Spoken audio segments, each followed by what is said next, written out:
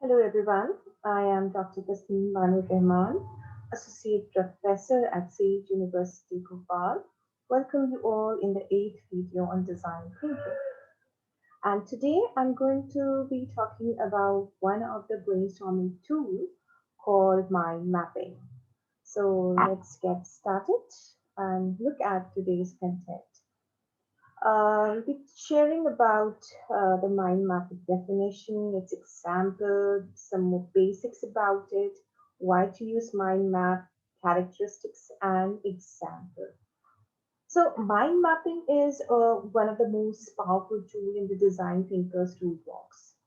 It's used to look for patterns. It's used to look for insights that lead to more creative solution to your design challenge. So mind mapping is looking for patterns and insights in a large quantity of data you collected during your exploration of what is the current reality. The goal is to establish criteria for the what if idea generation phase. And this phase is pivotal in the design thinking process. Mind mapping is an engaging alternative to that giant reports that we might otherwise have written to, sum up and communicate in prose and charts and spreadsheets. So here you can see a mind map is an easy way to brainstorm thoughts organically without worrying about order and structure. It allows you to visually structure your ideas to help with analysis and recall. And a mind map is a powerful graphic technique which harness the full range of cortical skills in a single powerful manner. Basically, it was developed as an effective method for generating ideas by association. Yes, remember this word association. So mind maps are effective because they leverage the natural tendency of our mind to think visually and understand a subject by making associations. Even the most abstract thinkers remember images better than any other type of information. Mind maps are also very flexible in nature. They can be used to convey different types of information. It can be a series of steps or information hierarchy or any random thoughts around a specific subject. And next, we'll look at an example of why we will be using mind maps. So here you can see it's an example of a vacation plans. So it takes only a few moments to go through the list of location and activities. But by the time you get to the bottom of the outline, do you even remember what you read at the top? I really doubt. So the thing is, these are the various countries and their associated tourist spots. So that's what usually we list out when we are planning for a vacation. But we look at another perspective of this vacation plan in the form of a mind map. Now, taking this same information and view it in a mind map, so you can now overview the information much more faster and recall the data much more easily. Okay, so next is a little more basics about a mind map. So mind map work the way our brain works. The memory is naturally associative. It's not linear. So any idea probably has thousands of links in your mind. Mind maps allow association and links to be reinforced. The mind remembers keywords and images, not the entire sentences.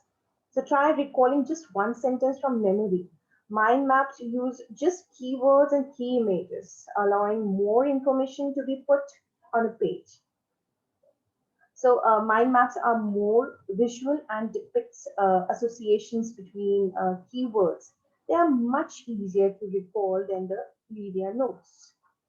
So mind mapping increases your overall, creativity and productivity because it's an excellent tool to let you generate more ideas identify the relationship among the different data and information, and of course, it's going to effectively improve your memory and the retention part. So the next question arises is why mind map? Making a mind map is an excellent way for you to be able to sort through your thoughts and ideas. So this activity allows you to quickly generate creative and even unique ideas in less time. It gives you the freedom you need when you are going for a brainstorming, so that the flow of ideas is not blocked, nor it's being hampered just like a linear thinking does. So one of the disadvantages of what we actually does that's the traditional linear notes that we prepare. So it's of course it's going to overall results in a larger part of your time writing notes and wasting energy along with the time. So sometimes it happens you're making notes, other information may be missed while noting down any idea. Of course, it's going to take a longer time to read the entire note and review it. Associations and connection between keywords and ideas are not readily apparent. And of course, while making notes, your attention wanders. So it's very easy for you to lost into some other word. So lack of color and other visual qualities handicap memory. So more colors, more visual, it's more retention, and the more memory retention part is there. Now next is we'll look at the characteristics of mind map. So maps out your ideas. Mind mapping is a highly effective way of getting information in and out of your brain. The main idea, that subject or focus, is crystallized in a central image. The main themes radiate from the central image as branches. So you're going to start with the central image, that's the main idea, and then there will be number of branches which is coming out from the main idea. The branches comprise a key image, or it can be keywords drawn or printed on its associated lines. And the topics of lesser importance are represented as twigs of the relevant branch.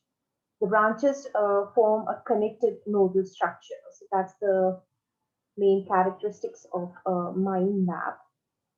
Now we'll look at one of the example of a mind map. So we'll get to know exactly how it looks like and how we can go with it. The most common and simple mind map example is the health mind map. Will actually help you to learn the key areas of healthy living, such as reducing stress, taking exercise, restful sleep, and following a balanced diet. The mind map breaks down methods of exercise. Then they help you seek in maintaining your health, sensible food intakes, tips for improving your sleep and coping with stress. So that's how a mind map is being built up. Your central idea is located in the center. That's the health, and there are a number of branches which are coming out in order to provide you the basic to have a healthy life. That's a sleep, stress, and diet, exercise, and other parameters. So you can go through this entire mind map of the health, and I hope now mind map is clear to you all. So don't worry, I'll let you know how to draw a mind map. And I think we are done. So that's it for today's video, and the next video I'll be covering when to use mind map, how to draw a mind map, the structure of a mind map.